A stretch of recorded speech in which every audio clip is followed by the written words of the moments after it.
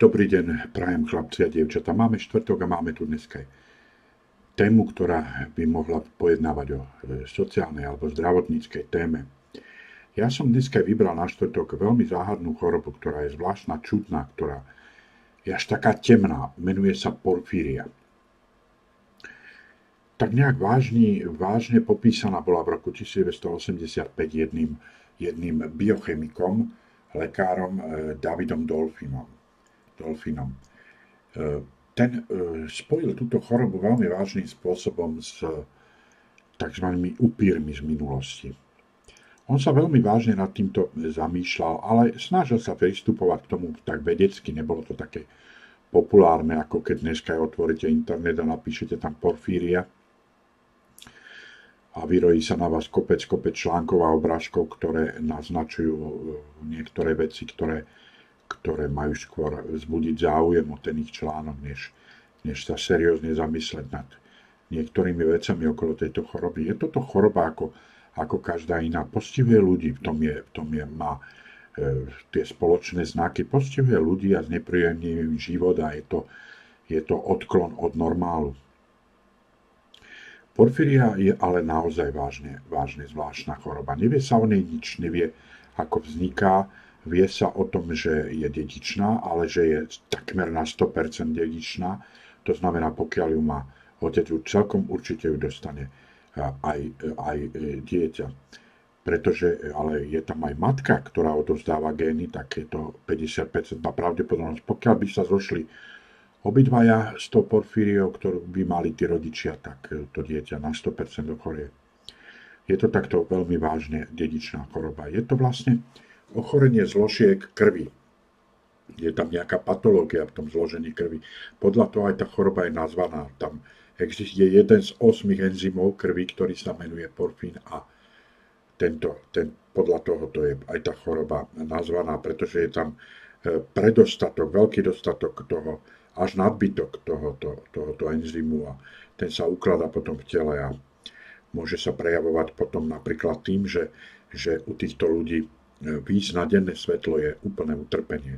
Im vysychá pokožka, im praska, robia sa na nich vredy. Títo ľuďom uschne nos a odpadne uši. Úplne. Títo ľudia sú takmer bez uši, zakrývajú to vlasmi. Títo ľudia napríklad prsty na nohách, prsty na rukách, uschnú, odpadnú. To je ako u tých malomocných.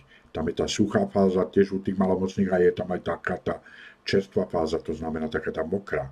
Ale pri tej suchej fázi toho malomocenstva, keď si to nájdete na internete, malomocenstvo, tak pri tej suchej fázi takisto im odpadajú tieto veci, ako je nos, uši, prsty na rukách, ale aj celé končatiny, pokiaľ je to už v takej väčšej fáze.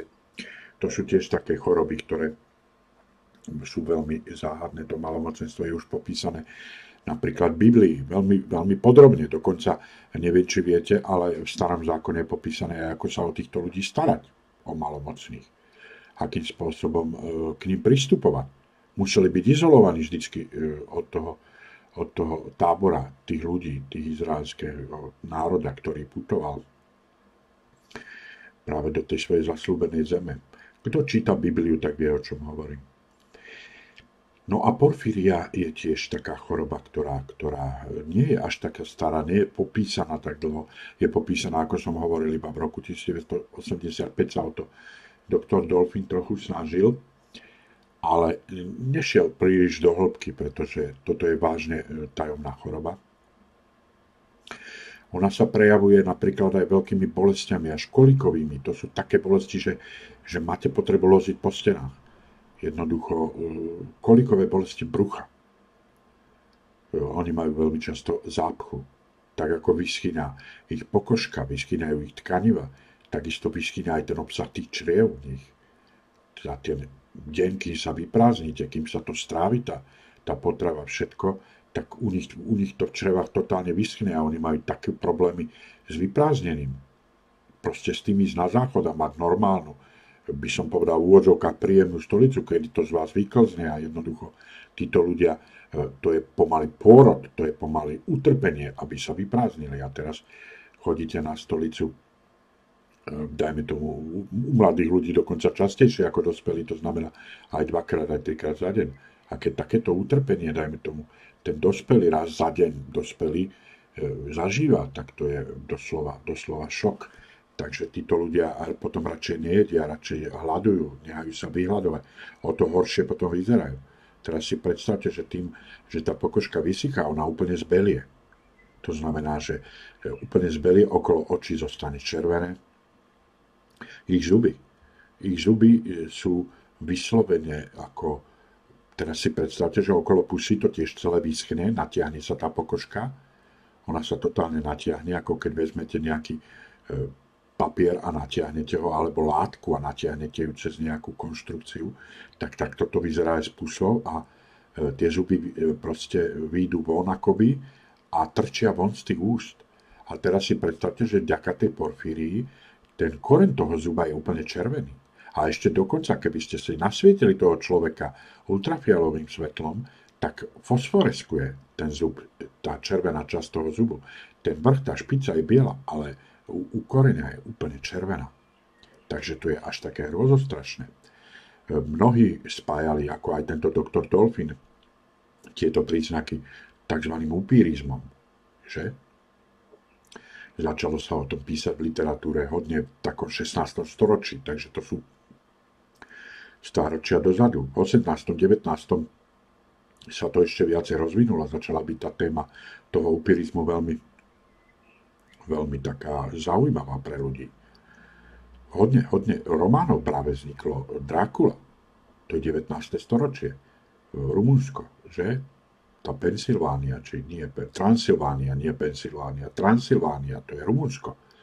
Proste dostalo sa to do takéto tej literatúry zábavnej, tej románovej a ono to všetko môže mať podklad práve u týchto upírov, že proste toto, lebo veľmi, veľmi sa podobajú títo ľudia, ale hlavne v tej prvej fázi tej choroby. Keď už majú poodpadané uši, oči, zuby a nemajú prsty na rukách, na nohách a sú celý plusgierový a vyschnutý, to už sa moc nepodobá na upíra. Viete? A keď si vyhľadáte na Google, pokiaľ by ste si teraz vyhľadali tú porfíriu, alebo si preložte translatory to porfíria do angličtiny a hľadajte to v tom originále. Tých obrázkov budete mať ešte o mnoho viacej. Takže pokiaľ je to už v tej ťažkom štádiu tá porfíria, tak už sa moc na tých upírov nepodobali. Si všimnite, že tie upírky a upíry, oni boli krásni ľudia. Keď si vezmete tú literatúru, tie obrázky z týchto knížiek alebo filmy, začali sa točiť o tom filmy v minulom storočí. Takže títo ľudia sú predstavení ako veľmi krásni, tak pekní ľudia, ale bledí, taký bledí. A to je práve ten nedostatok, ktorý obsahuje tá krv týchto porfírikov. Oni práve majú predostatok tých niektorých enzymov, ktoré potom spôsobujú toto ochorenie. Takže títo ľudia sú bledí ako stena. Je treba povedať, že odkiaľ tá choroba, kde sa najviac ukazuje. V Juhoafrickej republike. Tam sú bieli ľudia. Viete, že tam je väčšina ľudí bielých a jednoducho odtiaľ veľké výskyty sú, také väčšie výskyty týchto ľudí, ktorí ochorejú, sú práve v tejto oblasti. Ináč v Európe, alebo tak v Amerike, alebo na iných kontinentoch, sem tam nejaký prípad, ako nie tak výrazne, ako práve v tejto časti Afriky. Takže všetky tieto veci veľmi nápadne pripomínajú. A táto choroba sa neprejaví iba telesne. To znamená, že to vyprázdňovanie, o ktorom sme hovorili, tie ťažké kolikové bolesti brucha. Teraz si predstavte, že niekoľkokrát za deň vás chytí taký záchvat, že idete proste pomaly umrieť. To je tyranizujúce. Alebo vás začnú boleť prsty. Pokiaľ vám ešte neodpadli, tak máte v nich nervové bolesti. Neskutočne to sú nervové. Keď vás chytí zápal nervov alebo bolesť nervová, tak to je najväčšia bolesť, aká môže existovať. Už väčšia bolesť neexistuje. To nie je takéto pobolievanie nejakej tkaniny, nejakej časti vášho tela, ale keď vás ozaj nerv začne boleť, tak to sú neskutočne veľké bolesti. To majú napríklad tí ľudia, ktorí sú po amputáciách. On tú nohu už nemá, on už má amputovanú, ale pritom ho bolí tak, že by vyskočil z okna. Takže tieto ťažké zničujúce bolesti majú aj títo porfírici. Ale táto choroba sa neobmedzuje iba na tieto telesné príznaky.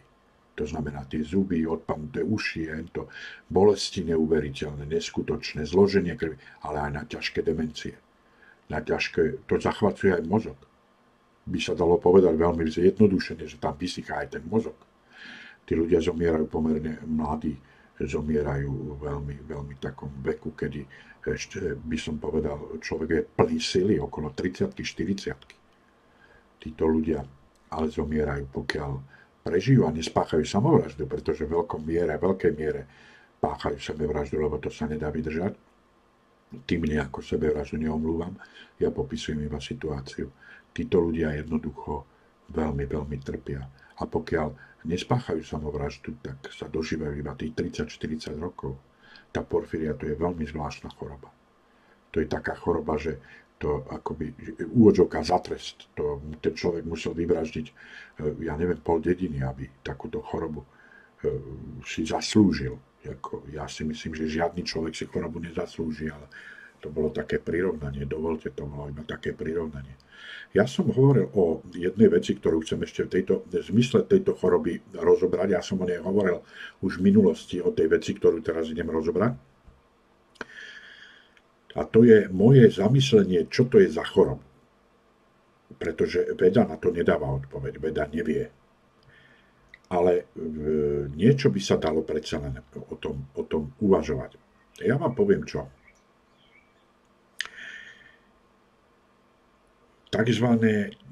Počuli ste už niekedy, že spiritual disorder, ja som o tom hovoril v minulosti tu na kanále. Spiritual disorder, keby ste to chceli preložiť, tak náboženská choroba. Ale to není dobrý preklad. Nevystihuje totiž to, čo má vystihovať. Správnejšie by bolo choroba démonská, alebo choroba temných síl, alebo niečo takého. Existuje trošku iný svet, ako my žijeme, ako my vnímame, ako sa my dotýkame veci okolo seba, ako ich vnímame trojrozmerne, že? Niektorí ľudia už dneska uvažujú aj štvorozmerne, to znamená aj vzhľadom k tomu času dokážu veci vidieť v takomto priestore času a hmoty. Ale väčšina z nás, drvivá väčšina, vnímame svet trojrozmerne, ale existuje aj svet, ktorý je tzv. Duchovný. A dnes je rozdelený na dobrú časť duchovného sveta, svetú časť, ktorá slúži pravému Bohu, a potom taká tá temná časť. To sú zbúrenci. Anieli, ktorí boli zbúrení, ktorí sa zbúrili proti Bohu. Povedali si, my ti slúžiť nebudeme. My máme svoje vlastné záujmy, nebudeme teba podporovať, budeme si robiť čo chceme. A samozrejme tieto dve sily sú proti sebe, sú veľmi antagonistické, sú proti sebe. Kto je silnejší? Jednoznačne Boh, ale Boh odkladá rozsudok nad nimi, zničenie. Má to isté dôvody, ktoré treba preskúmať. Keď budete čítať Bibliu, porozumiete tomu, prečo Boh ten rozsudok odkladá. Nebude to nadlho, ale on ho odkladá. Ale o tom nechcem hovoriť. Chcem hovoriť o tom, že démoni, teda tá vzbúrená časť toho duchovného sveta, má záujem niektorým ľuďom, ktorí chcú s nimi spolupracovať, alebo nachádzajú sa v prostredí rodiny, ktorá s nimi spolupracovala v minulosti, tak chcú takýchto ľudí ovplyvňovať. Pretože oni im akoby vychádzajú v ústrety. A nemusia to byť len sami tí ľudia, ale treba z ich rodiny. A ja sa domnievam, a nie som sám, je to mnoho ľudí sa domnieva, že niektoré choroby sú tohoto charakteru. Démoni sa nasťahovali do niektorých ľudí a ovplyvňujú ich priamo. Ovplyvňujú ich aj chorobnými procesmi. Dajú im niektorým zvláštne vlastnosti tým ľuďom. Niektorí dokážu, opravdu nie sú to podvodníci niektorí, ja nevravím, že všetci, niektorí sú podvodníci, ale niektorí ľudia vedia predpovedať budúcnosť. A vedia ju predpovedať veľmi, veľmi jasne. Spýtajte sa môjho Miška, ja som mal obdobie, kedy som veľmi jasne vedel predpovedať budúcnosť. Dneska už to neviem, pretože som sa o to modlil právemu Bohu a tieto veci mi boli vzaté, pretože oni so sebou nesú aj isté isté problémy. Vy máte nejaké zvláštnosti, ktoré prejavujete, ale také by som povedal v úvodzovkách dobré veci, ale máte aj ten batoh naplnený zlými vecami. Oni sú zabalené aj dobré veci spolu s tými zlými vecami. Démon nedokáže odovzdať iba dobrú vec. Ako dobrú v zmysle užitočnosti, áno? Nie dobrú ako z hľadiska dobra, ale z užitočnosti. To znamená, že ja som síce vedel predpovedať ľuďom budúcnosť. Môjmu synovi som skoro presne na mesiac predpovedal, kedy bude mať prvé dievča. A on vie, on vám to môže na streame povedať, že sa to splnilo. A mnohé iné veci. On by vám vedel rozprávať. Ja som si tým dokonca cez jednu firmu na Slovensku zarábal. Ja som predpovedal ľuďom, proste, a oni mi volali späť a povedali, pán Herman, vy ste skutočne presne povedal to, čo ste povedal, to sa aj stalo. Takže, ale to nie sú vymysly, na to sú ľudia, ktorí vám to môžu dokázať, ktorí vám to môžu prisvedčiť, že teraz nemám nejaký záchvat a že hovorím z pravdu, že hovorím z rozumnosti. Ale tým sa nevyťahujem. Ja vám chcem dokladovať, že existuje ten zlý svet a dobrý svet. A Boh vám nedáva zázračné vlastnosti. Kto vám dáva zázračné vlastnosti predpovedania alebo hovorenia jazykmi, sú také celé náboženstva. Hovorí sa im letnické hnutie, ktorí dokážu hovoriť cudzými jazykmi, ktorým sami nerozumejú. Hovoria, že to boli kedysi dávne zabudnuté jazyky. Ale oni hovoria tými jazykmi, ale nerozumejú im. Ale to sú jazyky, ktoré skutočne, robili sa aj výskumy okolo toho, že urobili sa nahrávky takýchto záchvatov ľudí, ktorí v záchvatoch hovorili nejakými čudnými jazykmi a zistilo sa, že tieto jazyky existovali kedysi, že sa s nimi kedysi hovorilo a že sa nimi kedysi ľudia dorozumievali. Takže démoni vám skutočne vám dajú možnosť používať niektoré nadprirodzené veci, ale zároveň si aj niečo zoberú. U mňa si zobrali veľmi vážne ochorenie, postihli ešte s väčšími problémami s týmto ochorením a niektoré veci, ktoré ešte možno niekedy rozobereme na mojom kanále. Takže pozor na tieto veci. Dokonca, a to vám ešte pripomínam, to sa udialo. Vezmite si to moje video, ktoré je o vesmíre, tam, kde rozprávam o tom cestovaní počas toho môjho záchvatu. Tam dole, možno ste si to niektorí všimli, je v diskusii rozhovor s jedným chlapcom, ktorý sa mi posťažoval v diskusnom príspevku, že ním niečo v jeho izbičke, ten mladý chlapec, že s ním niečo smíka, že s ním niekto ako keby ho posadil na koberec a potom s ním chodil po ich dome, po ich byte. Že niekedy nemôže spať a že vie, že tam niekto je a podobne. Prečítajte si to, ja to nebudem rozprávať dopodrobna. Prečítajte si to. A ja mu tam hovorím, nezdá sa, že by si bol chorý. Zdá sa mi, že máš niečo v izbičke, čo slúžilo v minulosti na uctievanie, vyvolávanie duchov alebo niečo podobného. Ten chlapec odpovedal na ten príspevok na druhý deň, alebo až na ten ďalší deň. A povedal pre Boha živého, áno, máte pravdu, ja viem o 2 takých predmetov, ktoré mám, ja sa ich zbavím. Ten chlapec bol totálne vystrašený. Ja som cítil, aký strach má z toho, čo som povedal a čo vlastne si uvedomil, že to je obrovská pravda. On tie predmety oba vyhodil. A jemu sa polepšil. Okamžite prestali tieto pocity, ktoré mal. To neboli pocity, to bola skutočnosť. Jemu ubližovali po nociach démoni. On sa nemohol dlhé mesiace vyspať. Máte to v tej diskusii, tam pod tým vesmírom, pod tým videom, ktorým som natočil, tá diskusia je. Dúfam, že ju neodstránil. Verím, že to tam nájdete. Takže toto hovorím nie preto, aký ja som geniálny, ale hovorím to preto, aby sme sa mali na pozore pred všelijakým vyvolávaním duchov, aby sme sa mali na pozore pred uctievaním modiel, pretože aj tam sú prítomní démoni. Sú cirkvi, ja nebudem menovať, ale sú cirkvi, ktoré doslova proti zákazu Boha, ktorý je v Biblii, tento zákaz veľmi jasne niekoľko desiatokrát opakovaný, že nemáme uctievať modly. Vezmite si niektoré cirkvi. K čomu sa modlia? K predmetom. Oni sa modlia k predmetom, napriek tomu, že Boh to zakazuje.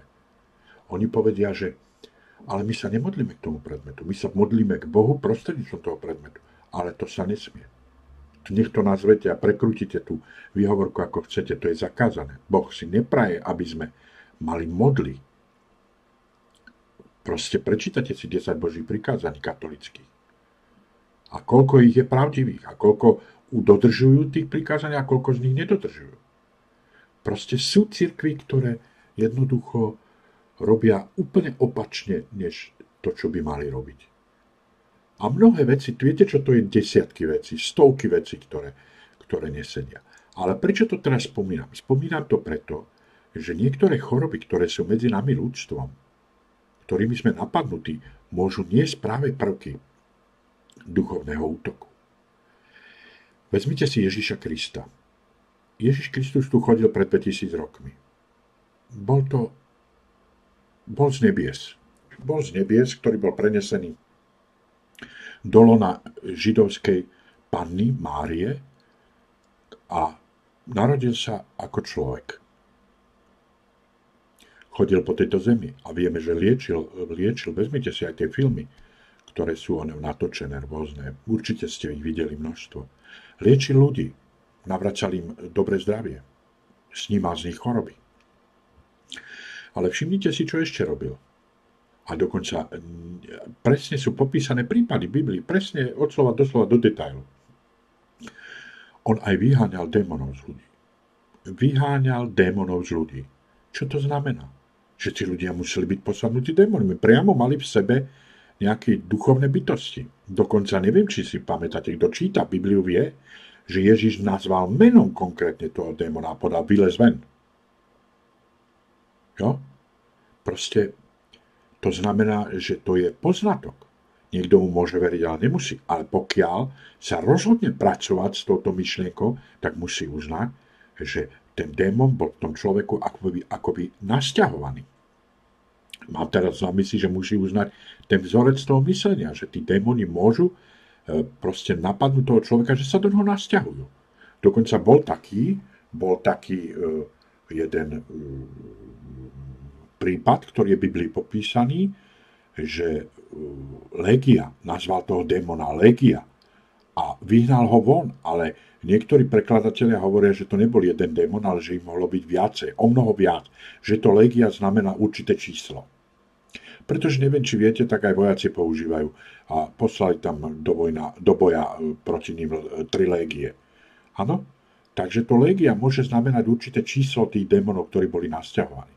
A zrejme ich bolo viac, pretože ten príbeh, ktorý o Ježišovi je v Biblii napísaný, tak hovorí ďalej, že tá légia tých démonov vyšla z toho človeka, lebo Ježiš ich napomenul, a prešla do svín, ktoré sa popásali na tráve neďaleko. A tie svine naraz z toho kľudného, pokojného stavu sa stali strašne zúrivé a skočili, vrhli sa z nejakej skaly proste dole, do úbočia niekde. Proste to, potom ďalej sa nehovorí, čo sa udialo.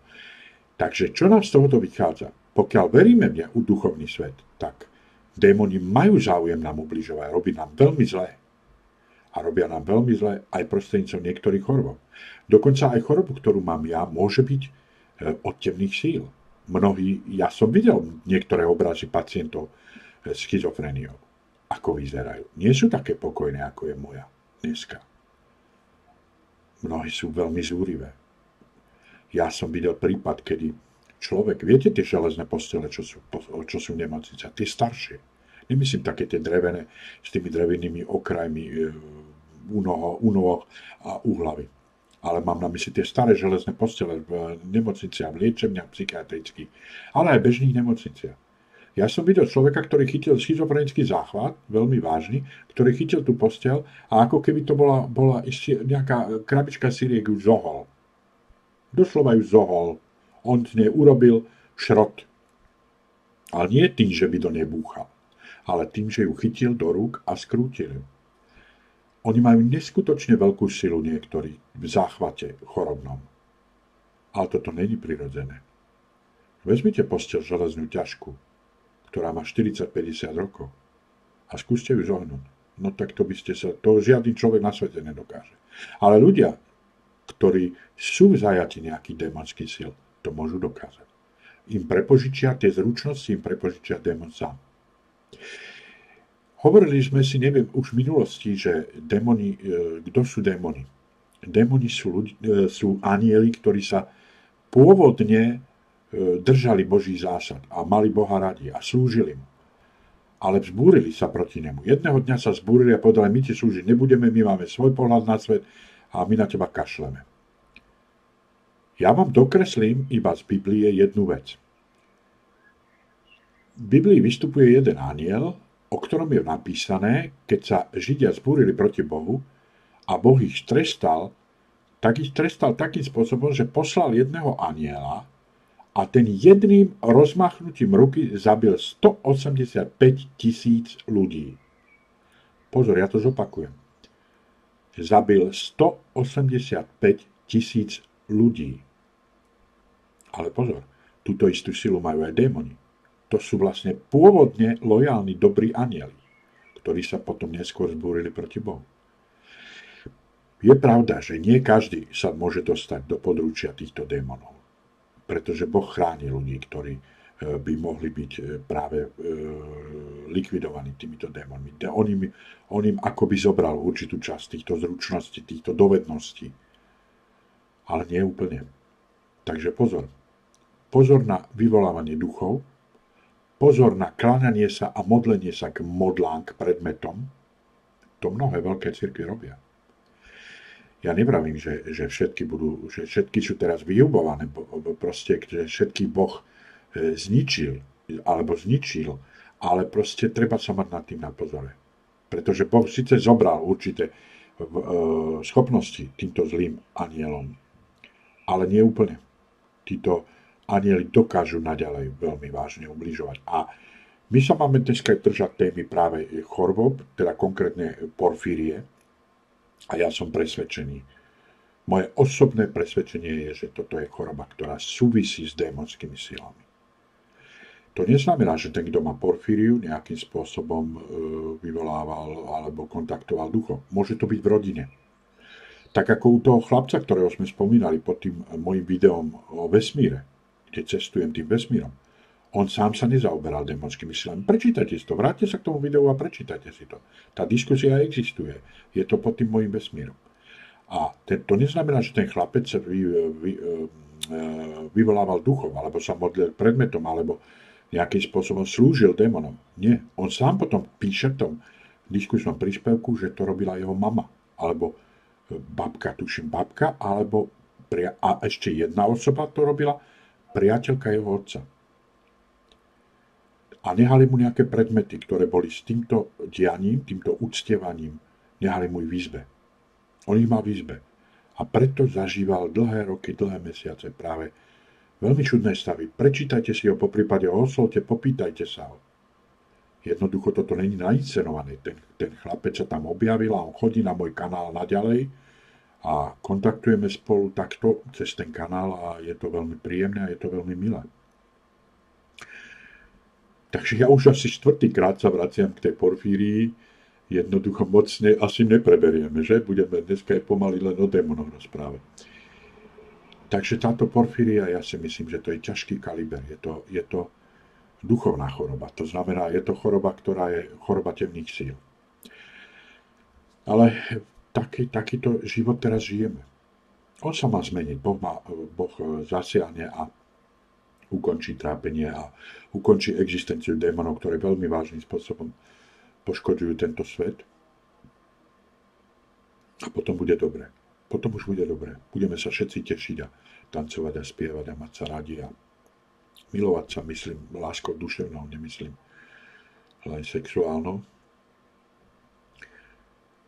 Takže toľko dnes moje video o porfírii, aj v mnohých iných veciach, nielen o porfírii, ktoré sme tu načali. A ja sa budem vždycky snažiť nejak, ako aby som aj tej duchovnej veci tu dostal do tých mojich videí, pretože toto je to, čo by ste mali vedieť, to, čo by ste mali počúvať. A ako vidíte, tak není to nezaujímavé, je to veľmi zaujímavé, ale hlavne je to pravda. Ten, kto číta Bibliu, tak vie, že existuje niečo, čo nás presahuje, niečo, čo je možno o mnoho dôležitejšie, než to, čo vidíme. Tie veci, ktoré nevidíme, sú dôležitejšie ako tie, čo vidíme. Tie, čo vidíme, tie sú o ničom. Alebo respektíve tie sú menej zaujímavé. Ale veci, ktoré nevidíme, tie sú o mnoho dôležitejšie a o mnoho zaujímavejšie. Takže ja budem končiť toto video a ja vám ďakujem pekne za pozornosť a za to, že ste tu so mnou a že trávite so mnou tento čas. Je to pre mňa veľmi dôležité. Ďakujem vám, priatelia, za všetko a váš tatko Avrič, papa.